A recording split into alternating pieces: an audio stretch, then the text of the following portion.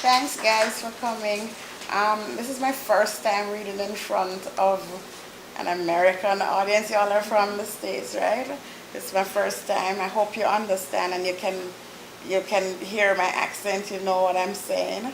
And I'm just gonna read excerpts from a story called Sugar. Okay. The girl in the leopard bikini walking along the beach past the sunbathing tourist is swinging her hips. As she walks, her bare feet kick up tiny puffs of white sand. Her legs are strong and brown like mine.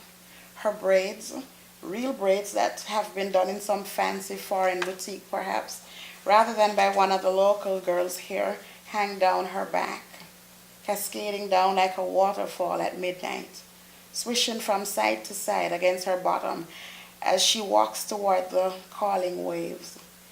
She knows the greasy, sunburned white men, eyes hidden behind their smoky sunglasses and thick novels tinted atop their huge red bellies that surge over their swim trunks, are watching her. So she sticks out her small chest, like a fashion model, walking down a catwalk, her hips swinging in time. Swish, swish, swish.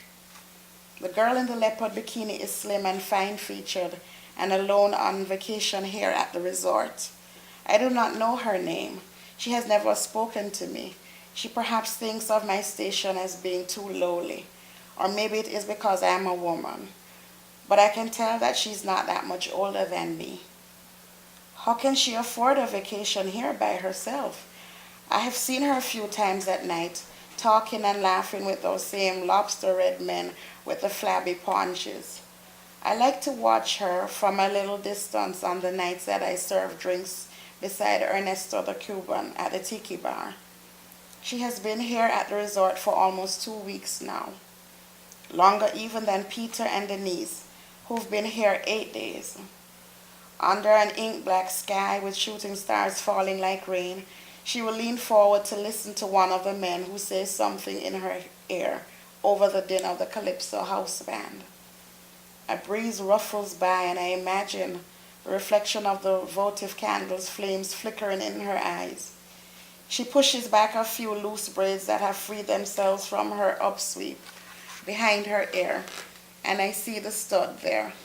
It's a real diamond, I know, because of how it glints in the night. She laughs, and her voice is a thin cry. The girl could be me, but she's not. She's just another rich American, a black one at that, who can take expensive island holidays by herself. At night, her braids tied up top her head, she wears different beaded dinner dresses and smells of expensive cologne. Watching her sip her Absolute and cranberry juice, I imagine a glamorous life that I pretend is my own. Fancy designer clothes and shoes, maybe a car, and breezy summer vacations. Ah, my brown sugar. Peter's voice cuts into my thoughts like a blade striking wood, startling me so that I jump guiltily. Peter and his little blonde wife are a couple from Texas, in that faraway land of cowboys and John Wayne. Today I'm on housekeeping duty, which is why I'm in their room.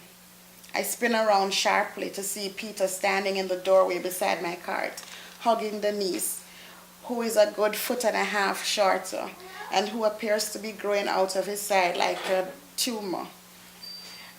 Mr. Peter, Miss Denise, I say, stepping hurriedly away from the window and dragging at the bed sheets. I'm sorry, I'm not done yet. I only just got started. It is a lie because I've been in the room for more than 20 minutes already. But because of my daydreaming, it is still untidy with clothes, half-open suitcases, and glossy magazines strewn all over the floor and across chairs. I'll be out of your way soon. Sugar. I can hear the wheels of my custodial cart squeaking and the sound of the door closing, and I feel a fist close around my heart. Suddenly, Denise is lying on the bed, the sand that was clinging to her body in her teeny bikini shivering onto the half-removed white cotton sheets. Poor sugar, she says, a smile in her voice. She has wrinkles in the corners of her eyes when she smiles. Imagine working on your birthday. You know, a girl's 21st is extra special. Denise is pretty, like the white woman I've seen in the movies. The ones I've seen here at the resort aren't. They mostly have flabby guts, stretch marks, and bad teeth. Even without makeup, though, I can stare at Denise for hours and feel hypnotized. With her shapely, girlish figure, I can hardly believe she's a grandmother. She has told me that they have a daughter who's just had a child of her own. I'm surprised that she remembers that I told her when my birthday was. No one else has. She pats the space on the bed, her green eyes sparkling like emerald chips, telling me that I should sit. There is a click and the air conditioner groans to life. The room is spacious, one of the larger beachfront ones with bay windows and ceramic tile floors that the richer tourists prefer.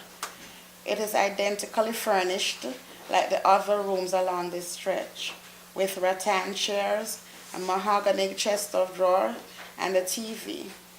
In the center of the room is a low glass table on which sits an old orange juice carton containing a beautiful bougainvillea bouquet. Each of these rooms comes with an outside terrace with a nice view of the sea. Once, when my younger sister Celine spent the day with me while I did my rounds, we locked ourselves in one of the rooms that were unoccupied for a few hours. We stripped down to our underwear and we had lain on the bed eating insipid leftovers from a plate we'd stolen from the door of one of the other occupied rooms, watching TV and letting the air conditioner blast us until our skins were ashy. At the end of the time, we stared at each other and burst out laughing. We were soon sobbing with laughter. "This is it," Celine had gasped finally, wiping her eyes. "Air conditioning and TV? Rich people really fool." I had laughed, but deep down, I wanted to be one of those people who could afford silly holidays and hotel rooms. I saw their possessions carelessly lying about when I cleaned their rooms. Compact disc players, video cameras, those little computer gadgets that played music, the things I would never be able to afford. And I would do anything for that life. Now Peter is suddenly in front of Denise and me. He's mostly lean, although he has the beginning of a bear belly. He is tan with limp, thinning hair the color of wet sand, which he keeps always in a ponytail beneath his cowboy hats. Today he's bareheaded, and his wet hair, splayed about his shoulders like octopus tentacles, reveals a balding pink head. "Mr. Peter," I say quietly, my fingers playing with the hem of my cotton candy pink maid's uniform. I can see a fish in his tight swim trunks. I turn my eyes away. "Sugar," he says, in the slow way that I imitate in the mirror sometimes. He pats his stomach and makes a sucking noise between his teeth. "You're a naughty girl. I told you it's Peter and Denise, and we're still waiting on your answer." I glance over at Denise, who's bobbing her head and looking expectantly at me. "We're offering good money here," Peter continues in the voice that makes the blood sing in my ears. "I know I don't have to tell you how much Uncle Sam means around here." I remain silent, the pressure in my chest making me feel faint. Through the muffled ebb of crashing waves just beyond the window, I hear my heart pounding. Peter is right. $1 Yankee was like a nugget of precious gold and can fetch almost 100 Jamaican dollars on the street. Hotel pay is not good.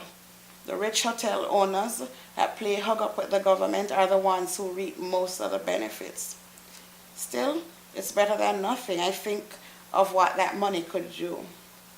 Fix a patch of Ma's leaky roof, buy clothes for the other children.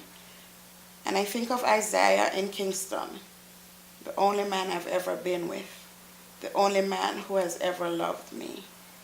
The money can take me to him.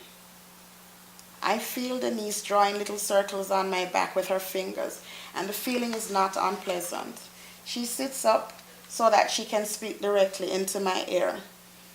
whose lobe still has the soiled little loop of string that was threaded in it when my ears were pierced. Yes, sugar, naughty girl.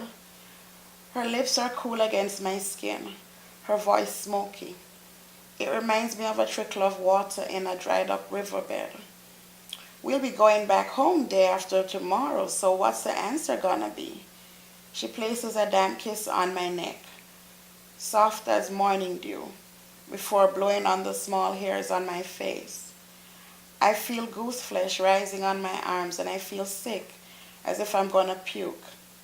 Outside the window, the sun shifts suddenly behind some clouds, then appears again, streaming in through the windows, lighting the room and their faces, making them seem harsh, unkind. She smiles at me when I bring her plate to her table. It is already 11 in the morning. The dining hall is deserted, and she is sitting alone at a table set for 4, her braids spilling loosely down her shoulders. Today, instead of the leopard bathing suit, she's wearing a low-cut, sleeveless white top, under which she isn't wearing a bra, loose-fitting white pants and white sandals.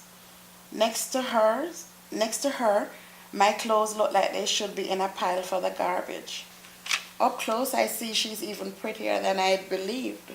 Brown eyes, small nose, sloping cheekbones that show up her small mouth.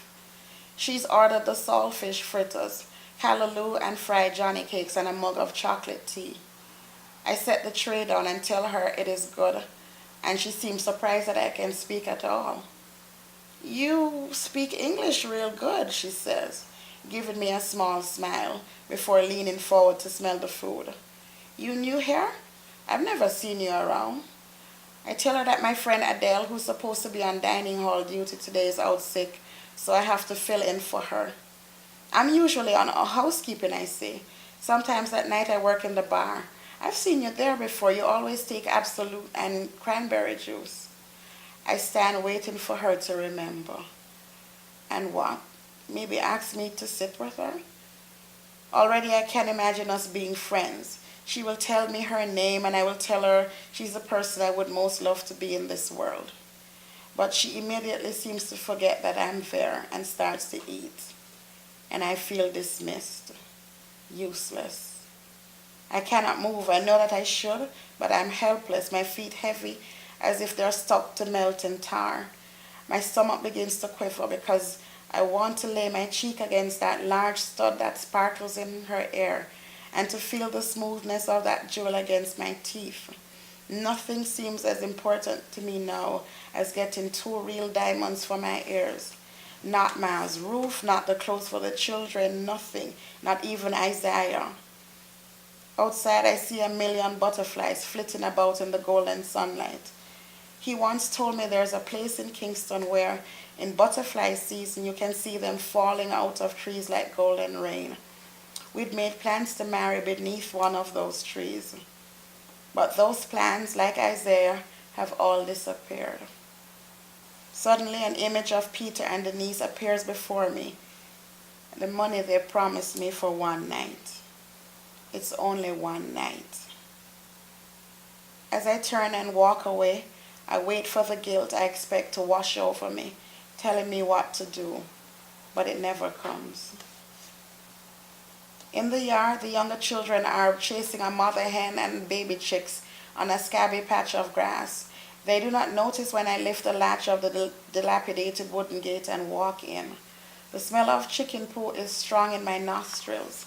Celine is on the front porch talking to a boy from a neighboring district who has ridden his bicycle up to see her. She is a sister who follows me. She's prettier than me with good hair and a straight nose. Sugar, she calls out, waving. From where I stand, I can see her soft breast bouncing beneath the thin cotton of her blouse. Where's Ma? I ask. She shrugs with a typical teenager's irrational annoyance and turns back to continue her flirting, to continue listening to that breadfruit-headed fool's silver lies. My mother is sitting on a 3-legged stool, bent over washing clothes in a pan under an old banyan tree in the back of the house. Ma, I say, approaching slowly, my street shoes covered by a film of dust that came from the mile-and-a-half walk from the hotel. Guilt makes me imagine the odor of sex radiating off my skin, which is raw from scrubbing it clean in the shower I took in the maid's quarters after sneaking out of Peter and Denise's room before daylight. I remember the previous night with the Americans, the flash of pale skin in the moonlight, and mine barely even discernible in the dark of the room, and how I had sat still, frozen with fear and guilt when Denise's hands had found the front buttons of my uniform, as Peter walked naked to the window to pull the curtains, his skinny pink sausage dangling between his legs. How I'd remained rigid when Denise's tongue flicked like a snake's over my nipples and other parts of my body that I'm too ashamed to say. And then how, in spite of myself, I had gradually begun to rock my hips as Peter grunted and pushed deeper and deeper inside me. A lizard, the color of many rainbows, slithers by on the ground. I hand Ma the bulging envelope from which I have removed a couple of the Yankee $100 notes for myself, which I will place in a secret hiding place beneath a loose floorboard in a corner of the dining room. The rest of the money in the envelope will help my mother and my sisters and brothers, keep them fed and clothed for a while. I had to work 2 shifts, I say the lie with a smile. I made some extra. She looked suspiciously at me before snatching it away with a soapy hand and tucking it into her bosom. Just thank God you get that job over there at the hotel, she says, resuming her washing. You're lucky.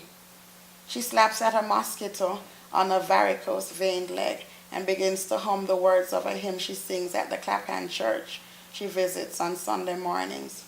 She does not say another word to me. Again, I am dismissed. I turn and I walk toward the crumbling little house with its leaky roof and rickety floorboards, hearing the words of the hymn trembling in the air. A mighty fortress is our God. I can see looming over the roof of the house the distant hills, brown and parched from the prolonged drought, something that all the Yankee dollars in the world cannot fix.